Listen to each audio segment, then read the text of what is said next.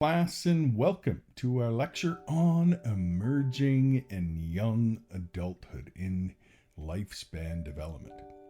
We're going to journey through the fascinating stage that a lot of you are probably in right now, experiencing the challenges here, the triumphs, the complexities. This is a real pivotal point in life where you need to navigate those intimate relationships in the midst of trying to solidify your identity. So, this time of young adulthood is a time of exploration and growth and discovery. So, as we dive in, I just want to invite you to start thinking about what's going on in your life right now. What kinds of challenges do you see right now? So that as we work our way through this lecture, you hopefully will see some of the truths and realities in your own life that happen with everyone in young, emerging, and young adulthood. So, as we begin, like always, I want to start off with a little story, but what else will we be taking a look at? A couple of things that I think are really important. First off, the importance of intimacy in young adulthood. We're going to explore a little bit about how young adults form and navigate intimate relationships. We're going to explore theories such as Erik Erikson's intimacy versus isolation, as well as Bowlby's theory of attachment and Mary Ainsworth's theory of attachment. We're also going to revisit identity formation because identity is something that is fluid, and we are just kind of getting into that point of having a sense of what your identity is in young adulthood. And so there's that issue of committing to that. And so we'll examine how individuals shape their sense of self and explore some various aspects of identity within that. I also want to take a little bit of time and explore the role of friendship and family relationships in fostering intimacy and providing support through this stage of life and how important that is. And finally, we'll discuss some common challenges to intimacy and emerging in young adulthood and strategies for building resilience in relationships. But I want to start off with that little story that I promised you. And the story for today is Dr. Mary Ainsworth, someone that you should be very familiar with through lifespan development. She was born in Glendale, Ohio, and was a world-class contributor to our understanding of early life development, as well as how the role of intimacy in young adulthood really is core to the being of people. She has really dedicated her life to studying attachment theory and its implications for human development. She completed her undergrad studies at the University of Toronto and then went on to the University of Iowa and worked under the guidance of the renowned psychologist John Bowlby. And Bowlby and Ainsworth have become synonymous with the idea of attachment. That groundbreaking work and theory of how infants kind of develop that sense of trust and the kinds of attachments that they have. Now, back in the 1960s, Ainsworth conducted a very famous experiment called the strain situation experiment, which examined the attachment patterns of infants and their caregivers. And this research has revealed the importance of secure attachment in infancy for later social and emotional development. And kind of based upon her observations and her research, Ainsworth has concluded some main themes about attachment within life. First off, we need secure attachment. So, like securely attached children seek comfort when frightened and prefer parents to strangers. That we kind of know that is obvious. But there are other kinds of attachment that can sometimes happen, and that is anxiously attached children are wary of strangers, and they exhibit great distress when a parent leaves, but are not comforted by the parent's return. So that's kind of an anxious avoidant attachment. And then there's anxious resistant attachment, which is avoidantly attached children show little preference for parents over strangers and seek little comfort from their caregivers. And overall, what Ainsworth's later work focused on was how the role of attachment in childhood carries through into adult relationships, particularly during the transition into parenthood. So can someone who has an unsecure attachment as a child, are they able to develop intimate relationships? Are they able to pass on a kind of secure attachment to their own children? And this happens in parenthood and in romantic partnerships. And her studies really kind of shed some light on how this early attachment experiences influence the formation of intimate relationships in later life, highlighting the enduring impact of early caregiving on human development. And so it's important to be mindful of this as we go forward and we explore all of the key issues within emerging and young adulthood, because this is an important part of this whole process. Now, I want to kind of take a little bit of time and look a little bit at how can we understand young adulthood. It really kind of requires us to consider historical and cultural perspectives. Because the perceptions and expectations of this life stage have really evolved over time, and they vary quite significantly across different societies. Historically, the concept of adolescence is a distinct stage of development emerging in the early 20th century. Now, as industrialization and urbanization transformed societies and extended the period of education, and the extended the period of dependence on family, then this young emerging adulthood kind of came about. And prior to this, individuals really kind of transitioned more directly from childhood into adulthood, often assuming adult responsibilities at a really quite a young age. And so cultural attitudes towards young adults also are going to vary. In some cultures, there's an emphasis on individual autonomy and independence during the stage, while in others, familial and community ties remain very strong. So there's that issue of shaping the transition to adulthood in significant ways. And additionally, cultural norms regarding things like marriage and career and family formation influence the experiences of young adults around the world. Now, in contemporary Western societies, young adulthood is often characterized as a period of exploration and self-discovery.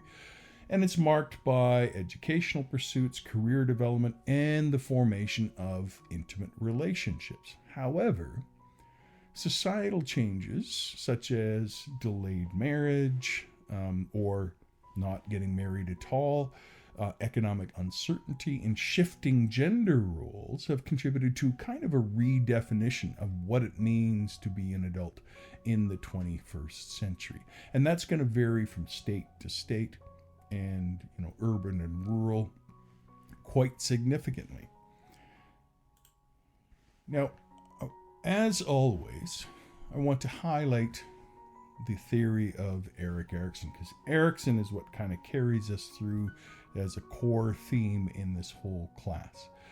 And being that he has his psychosocial theory of human development across the lifespan, he's really kind of central. And I like his concept here of psychosocial development as it relates to young adulthood, because Erikson proposed the psychosocial stage of intimacy versus isolation. This stage, he would argue, typically occurs between the ages of 20 to 40 and is marked by the primary task of forming intimate relationships with others while maintaining a sense of identity and independence. So it's not losing yourself in an identity, but adding that to who you are. You have a sense of self, but then you add an intimate relationship to it. And according to Erickson, successful resolution of the intimacy versus isolation crisis leads to the development of intimacy and a deep, meaningful connection with another person. Now, failure to do so may result in feelings of social isolation and loneliness. And research has shown that as a person progresses into the rest of life, it can have a profound impact upon their health as well. So Erickson's theory here really emphasizes the importance of establishing intimate relationships as a key component of healthy adult development. And these relationships, they may include romantic partnerships, close friends, and familial bonds. And through these intimate connections, individuals are able to experience love and trust and mutual support and contribute to their overall well-being. However, navigating intimacy can be challenging, particularly in a society that places high value on individualism and independence, and where there is a low expectation for commitment. And young adults need to kind of balance that desire of closeness with a need for autonomy, while also managing factors such as identity exploration, career development, and societal expectations. One of the big things that becomes a challenge is being able to commit in a relationship. And that goes also for the identity. So being able to commit to who you are and being able to commit to whom you are committed to are two things that are a constant struggle, particularly in young and emerging adulthood. Now, because identity versus isolation is also kind of in there, I want to kind of talk about how identity and intimacy connect together. Because identity formation is a central task that is still kind of being committed to in young adulthood, particularly as education gets stretched out longer and longer. And so as individuals strive to establish a coherent sense of self and navigate their roles and responsibilities in society, this process is going to influence every aspect of their life, from the biological to their psychological and the sociocultural. And this is going to have a significant impact on their ability to, first off, form intimate relationships and also maintain relationships. The general rule here is, even if you form an intimate relationship, because people are changing oftentimes so much and growing, hopefully growing, that you kind of need to reintroduce yourself to your partner every 5 years so that you can adjust to the dynamics in life. And that's a good, healthy thing to do. Now, according to Erik Erikson, young adulthood is that critical period for the kind of solidification of identity, and it's characterized by that psychosocial stage of identity versus role confusion. Okay, we've already talked about that. But there's also that strong sense of how that provides a foundation. When you know who you are, it can then provide a healthy foundation for healthy, intimate relationships by allowing individuals to authentically express themselves and engage with others in meaningful ways. That's part of the reason why, if you recall back, you want to go through some moratorium in your adolescence and then start to commit to things so that you know how to create a identity that is flexible and your identity achieved. And that then allows you to be flexible with someone else as they are also going through this process, and that allows for intimacy to happen.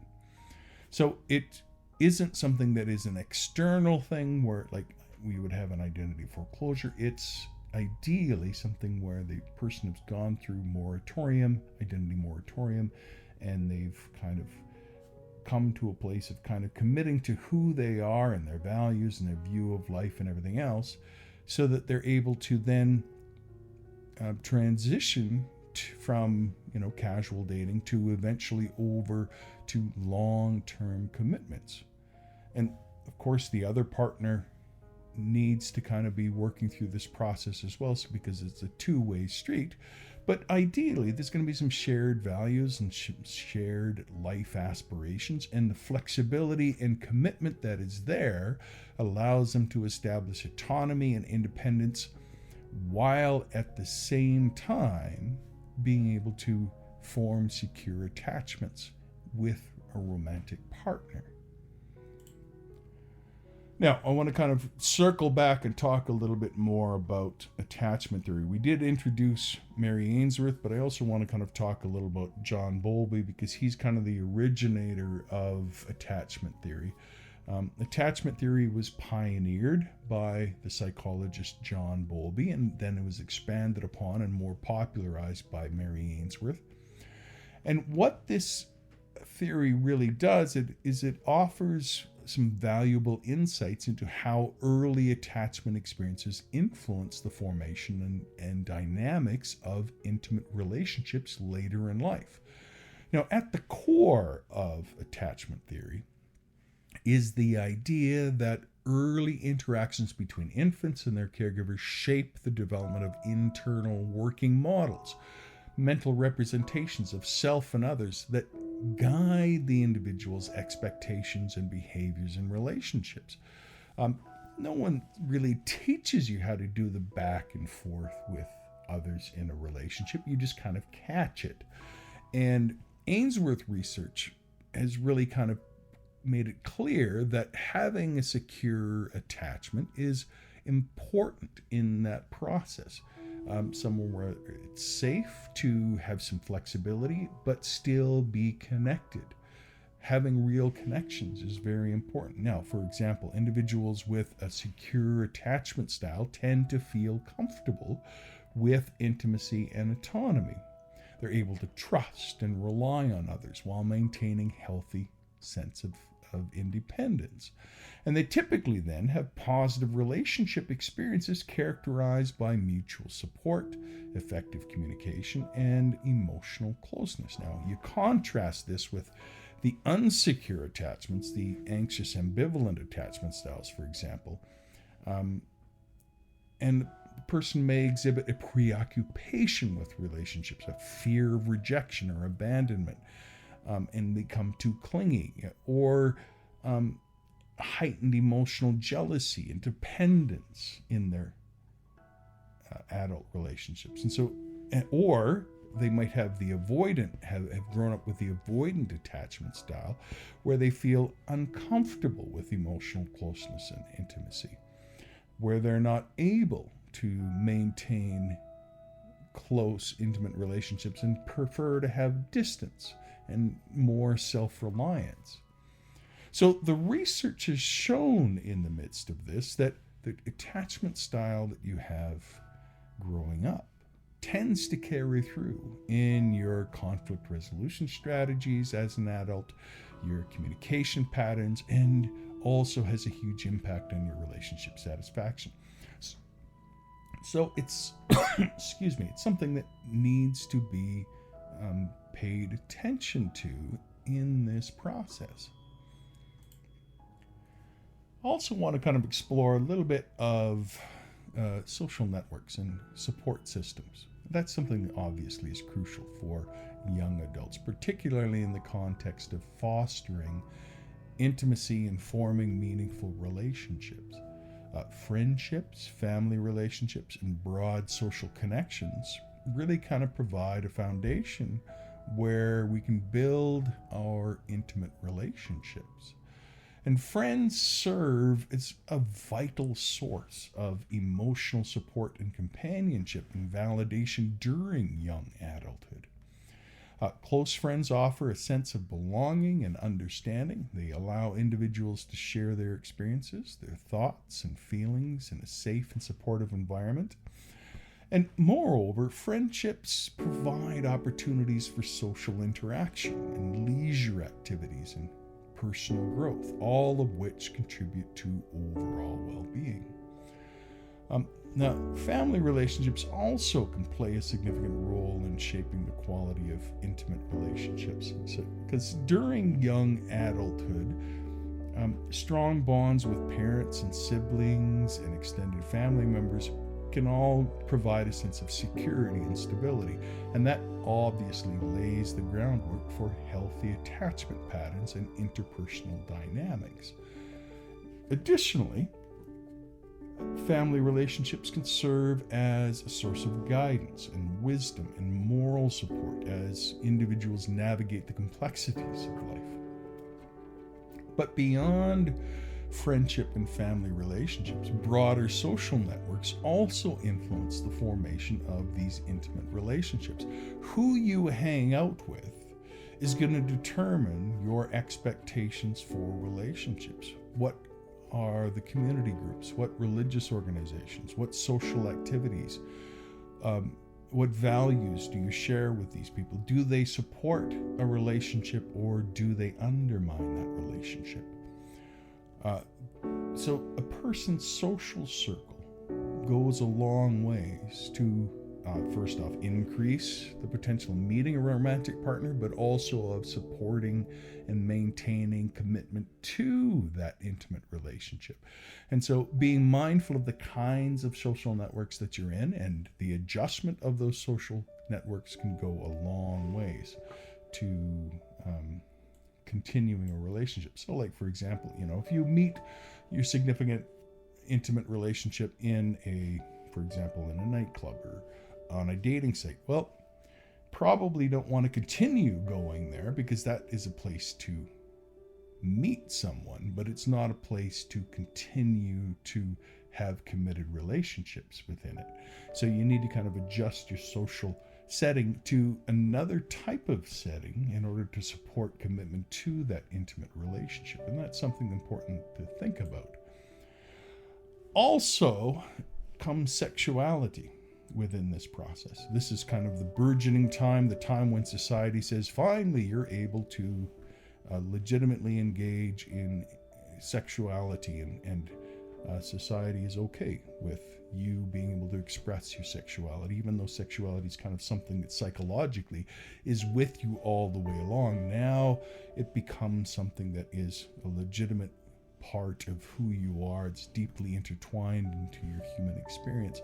And sexuality here really encompasses, of course, a broad range of experiences, whether that be, in sexual orientation, level of desire, behavior, and sexual identity. But during young adulthood, individuals, they may explore their sexual preferences, their sexual values, and their sexual boundaries. And here they're naturally trying to navigate romantic relationships and experiences. And this exploration is influenced, of course, by a lot of things. There's the biological drive, the psychological perspectives. Your prefrontal cortex, remember, is still developing here until you're about 25. If you're healthy, and longer still, it goes slower if you're using substances or unhealthy in some way.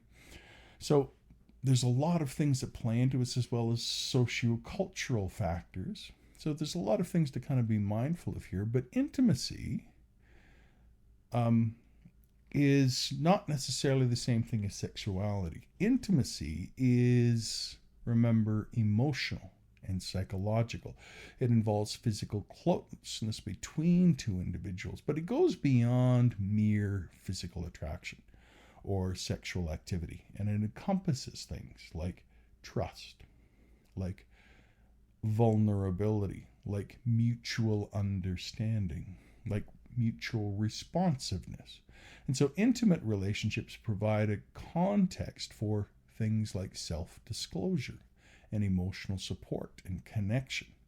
And that contributes to an overall well-being of satisfaction,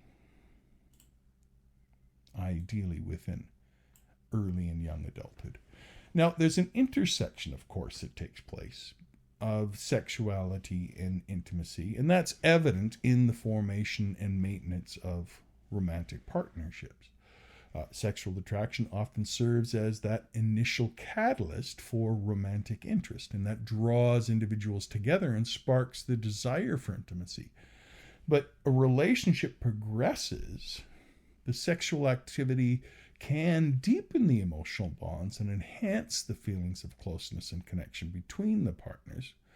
Conversely, intimacy can also influence sexual experiences. So, sharing the quality and dynamics of sexual interactions within the relationship. Open communication, trust, and emotional intimacy create a supportive environment in which individuals feel comfortable expressing their desires and exploring their sexuality with their partner. Now, however, something I should be mindful of here. The relationship between sexuality and intimacy is not always something that's straightforward, and it can vary widely depending upon individuals, as well as cultural expectations and relationship dynamics. And so there can also be issues such as sexual compatibility, desire discrepancy, and sexual health may also present challenges to intimacy within the relationship. And all of this is going to require some open communication and mutual understanding to address effectiveness. Now, I should clarify here, simple rule. Sexuality in itself, even the best sexuality, is only going to carry an intimate, committed relationship for about 2 years at the most. There needs to be other things there in order for that relationship to continue.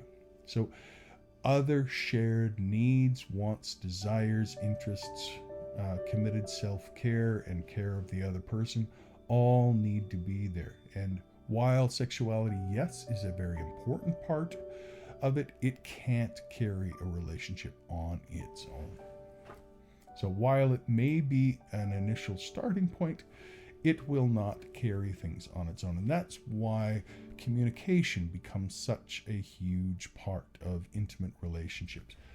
Effective communication, and also being able to resolve conflict, are some really essential skills in fostering intimacy and maintaining healthy relationships. Particularly during young adulthood. Here we have a period that's marked by the formation of these relationships where people are negotiating their shared goals and values, which they're still trying to figure out oftentimes because of the identity process. And so communication really serves as a foundation for intimate relationships, and it allows partners to express their thoughts and feelings and needs and to understand each other's perspectives. Being responsive and caring for others in your communication. Oh, wonderful. Yes. So good. That is a good, effective way of nurturing a relationship. Not responding when your partner says something and you don't respond. Very bad. Or if you respond with criticism, utterly destructive of the relationship. Sarcasm, small little critiques that are constant, those kinds of things will destroy relationships. And there's been research that's been done that can show very quickly that you can listen to couples just have conversations and argue, and within 2 minutes, a researcher can know how long this relationship is going to last, or whether it's going to be gone in the next 12 months. Conflict is a natural part of any relationship. It's going to arise out of the difference that people are simply going to have with each other, with their values and their preferences and their expectations. And so the key is how couples navigate that conflict. Can they find a way to healthily resolve the issues? Can they have the ability to address disagreements calmly and respectively? By the way, remember, that is part of the process that happens when you have good frontal lobe ability, is you're able to control your emotions and not get angry and hostile and aggressive, and can work through the problem. It's when you resort to hostility and aggression that the relationship gets destroyed. So healthy conflict resolution is about seeking common ground, compromising when necessary, and working together to find mutually satisfactory solutions. And so during young adulthood, individuals need to navigate these new relationships, these new dynamics, and learn how to communicate effectively with their partner. And this may also be confronting conflict stemming from differences in goals or values or lifestyles. And so that is why, while you want to be committed to your identity, you also need to have some flexibility in your identity. What can you give up in yourself? Or what can you adjust in yourself in order to better fit this relationship? It's not meaning losing yourself in a relationship and being codependent. No, you don't want that. You want to be a strong, flexible sense of self, and also have a good, long-term committed relationship that provides good intimacy. Now, some other things that we need to kind of think about that we didn't used to have to worry about were things like technology. How does technology impact the formation and maintenance of intimate relationships? That's a topic of real growing interest and concern, and particularly with young adults in this digital age. And technology has really transformed the way people connect, how they communicate with each other. It offers really kind of an unprecedented opportunity to stay in touch with others and share experiences with others. And so social media platforms and messaging apps and video calls all enable us to maintain contacts with friends and family and romantic partners, even at geographic distance. And this can foster a sense of connection and closeness. That's great. And in romantic relationships, technology can facilitate introductions. It helps people to express affection. It helps them share experiences. It helps them coordinate activities. And all of this can enhance a feeling of intimacy and companionship. But at the same time, you need to kind of be mindful of, what are you committed to? What kind of relationship are you committed to? And what are you engaging in on the different apps? Because it's very easy for someone to digitally express love that can feel like it has strong emotional bonds and deep intimacy, but without the commitment. When real life engages there and you need to kind of do the to and fro of actual adjustment, oftentimes things can fall apart. And so I've seen time and time again how a digital relationship can disrupt a real relationship and cause that real relationship to kind of collapse, because there's other digital relationships that feel like they have strong emotional bonds but didn't turn out to last, and so the person is left with nothing. So we need to kind of be mindful of how technology can, while it's great for keeping connections, how you use it can also exacerbate relationship problems like insecurity and jealousy or miscommunication. And so sometimes it's best not to be part of certain social media platforms, or not to post certain things in order to not hurt other people's feelings. So there's a lot that needs to be considered within this whole realm of technology and intimacy. Also want to explore a little bit about the ideas of cohabitation in marriage, because that is something that has continually been changing and varies quite a bit from state to state. And the trend in cohabitation in marriage among emerging and young adulthood has undergone really kind of a significant shift in recent decades. And that kind of reflects changes in societal attitudes as well as significant economic factors and cultural norms surrounding intimate relationships. Now, when we talk about cohabitation or living together in a romantic partnership without being married, that has become increasingly common among young adults. And this trend is driven by factors such as changing gender roles, delayed marriage because of education or other reasons, economic considerations. So cohabitation offers couples the opportunities to test their compatibility, to share some expenses, and establish a domestic partnership before making a long-term commitment such as marriage. And so there is clearly a need for that. Now, in contrast, marriage rates among young adults have declined in some regions, where individuals are either delaying marriage or choosing to forego marriage altogether. And this, we see that there are a variety of factors that play into this. There's the expectation of increased education. So the expectation of being committed to their education or their career before other things, particularly for women here. There's also the concerns about financial stability and independence.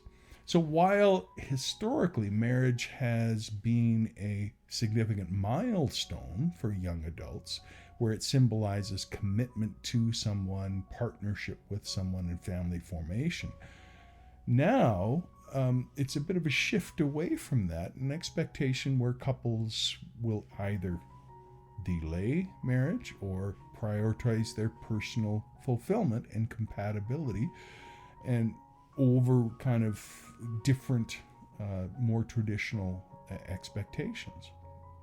And all of that has, on top of other definitions of marriage, really kind of represents that very diversified landscape of intimate relationships among young people. And the recognition to societally that there's a lot of things that family and religion used to do to support people that now societal structures do for us. And so there isn't as much, some would argue, as a need for that kind of traditional family unit. Now, I want to talk about parenting and intimacy. Remember, we talked about intimate relationships and attachment. Well, attachment also needs to be passed on to children. And so becoming a parent is a significant life transition. And that's something that's going to profoundly influence the intimate relationships during young adulthood. Now, parent-child relationship, remember, is an emotional, intimate relationship, and there's a responsibility there. The arrival of a child brings joy and fulfillment, but also new challenges to a romantic couple. It reshapes the dynamics and priorities in profound ways. And parenting and parenthood represents a deepening of intimacy as a person navigates the joys and responsibilities of raising a child, particularly if it's a couple and they're raising the child together. And shared experiences such as childbirth and late night feedings and parenting decisions can go a long way to strengthen the bonds between partners.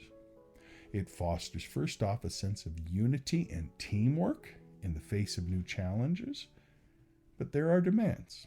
And some of the demands are that it can have a strain on that intimate relationship, particularly during the early years of child rearing, when there's sleep deprivation, where there's financial stress, and there's adjustments to new roles. And couples may experience some conflict over things like parenting style, like over division of labor and changes in intimacy and sexual activity. And this can lead to feelings of frustration and resentment or disconnection. And also, there can be the transition to parenthood can impact an individual's sense of identity or their self-esteem.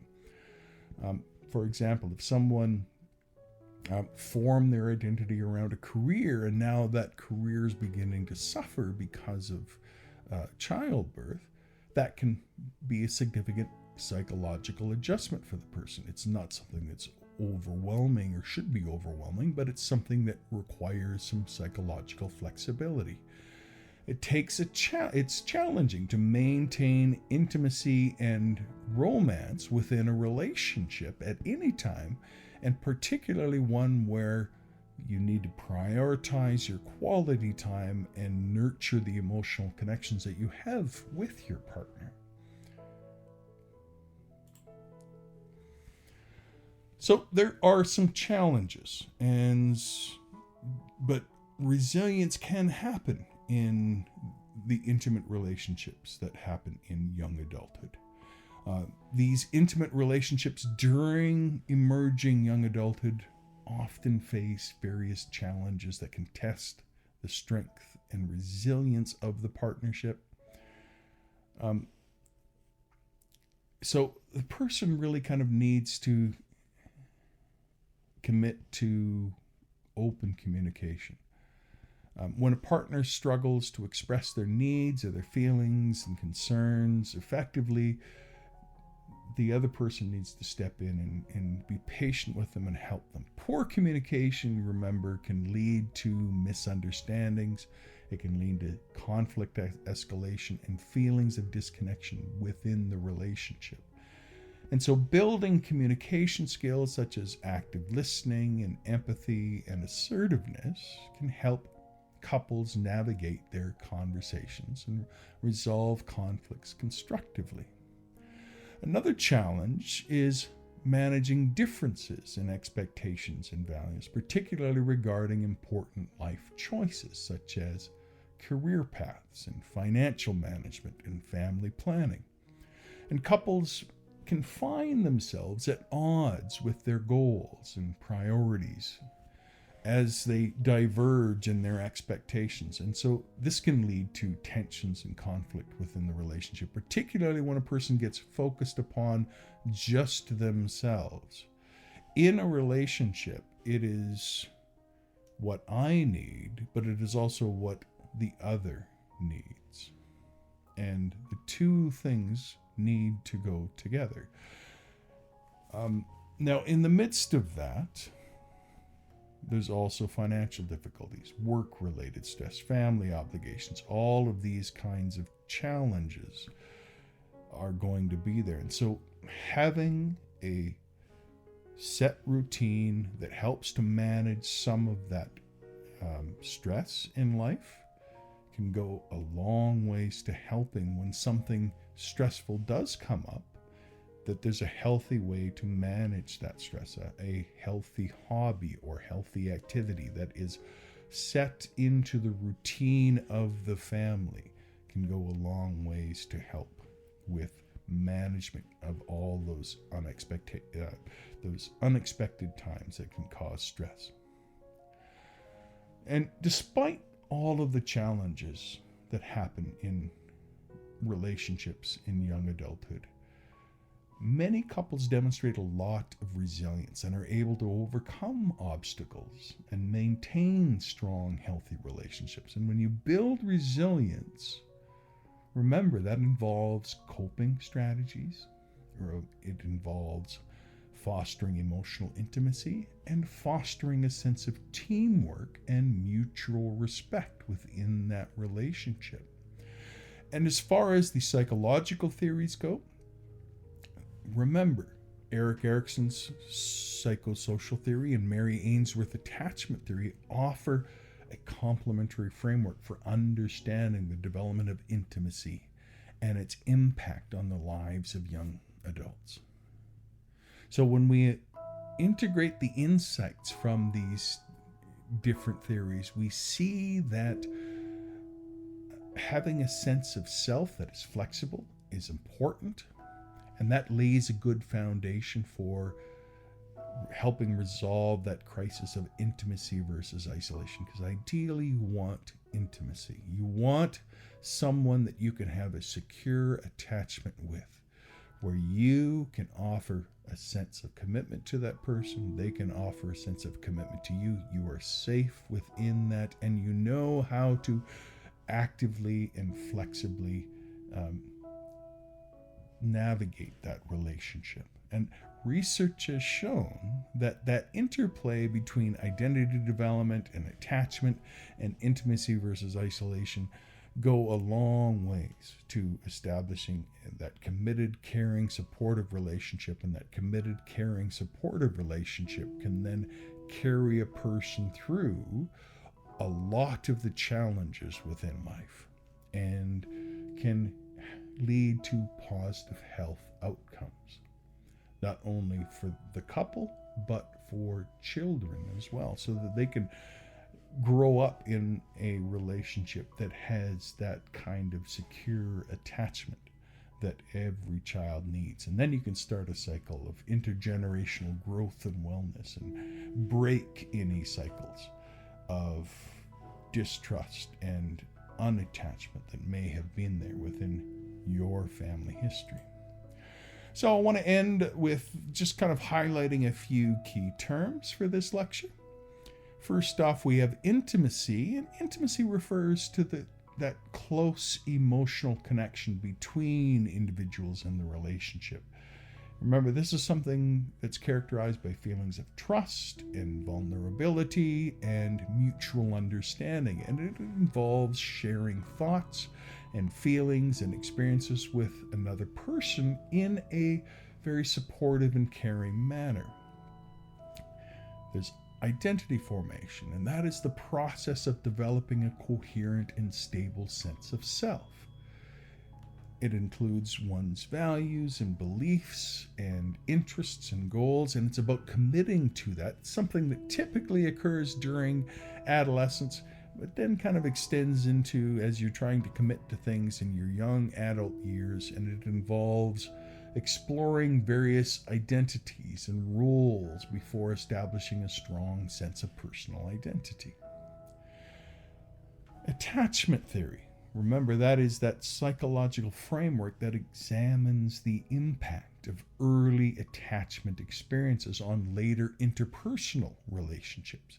And so it suggests that the quality of early caregiver-child relationships shapes attachment styles, which in turn influence their behavior and expectation in adult relationships.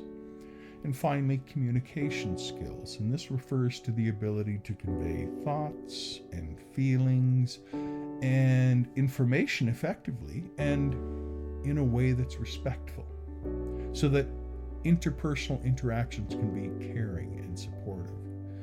And so effective communication involves active listening. That means, nodding your head, letting the person know that you do hear them. It means empathy, which means kind of feeling what the other person feels. You're open to caring about how the other person feels. It also, though, means assertiveness, where you're able to express your own view and opinion and being able to clearly express ideas in a way that helps to communicate the whole range of what you're thinking about the problem. And finally, our quiz question. Which developmental psychologist is best known for her work on attachment patterns in infants and their impact on later intimate relationships? And if you look back at the beginning of this lecture, that would be Dr. Mary Ainsworth. So, as we close out this lecture, we've explored emerging in young adulthood. We've seen how it's marked by growth and exploration and transformation. And we've kind of focused in on the complexities of intimacy and the formation of intimacy, and how identity formation and the role of attachment that this has in shaping this interpersonal relationships that we have with others. We've also explored how social networks, how you use technology, how you communicate with others, how all of that plays into successful commitment to a intimate relationship. So hopefully that has been helpful for you, and that you will go on and be successful in your own life in finding that intimacy and avoiding that isolation as you deal with that core value of young adulthood of intimacy versus isolation. You take care, and I will see you in our next lecture. Bye-bye.